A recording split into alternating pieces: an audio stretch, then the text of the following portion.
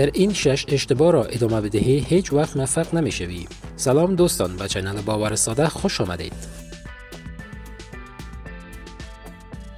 اگر این ویدیو را تا آخر نبینی ممکن است سالها در همین وضعیت باقی بمانی، چون بعضی اشتباه ها است که آرام آرام زندگی انسان را نابود می کند بدون اینکه خودش بفهمد.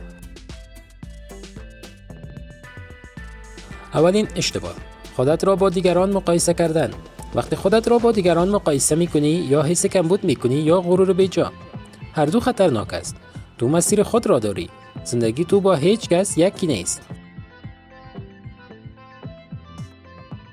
دومین اشتباه، هدر دادن وقت در موبایل.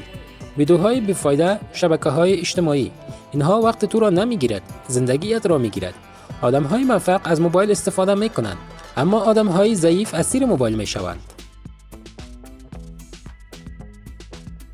سومین اشتباه، ترسیدن از شروع. بیشتر مردم شکست نمیخورند چون اصلا شروع نمیکنند. همیشه میگویند اگر شکست بخورم چی؟ اما سوال اصلی این است اگر شروع نکنی چی؟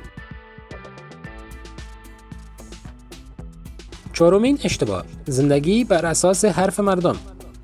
مردم همیشه حرف میزنند. اگر موفق شوی حسادت میکنند، اگر شکست بخوری مسخره میکنند. پس چرا زندگیت را به نظر آنها بسپاری؟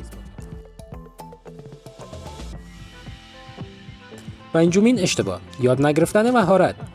دنیا تغییر کرده. اگر مهارت نداشته باشی پول هم نخواهید داشت. مدرک مهم نیست، مهارت مهم است.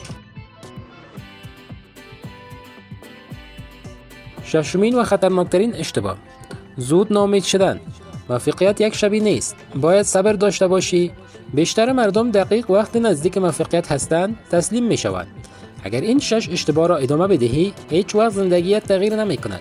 اما اگر همین امروز تصمیم بگیری همه چیز می تواند عوض شود. انتخاب با توست، همین زندگی یا یک زندگی بهتر.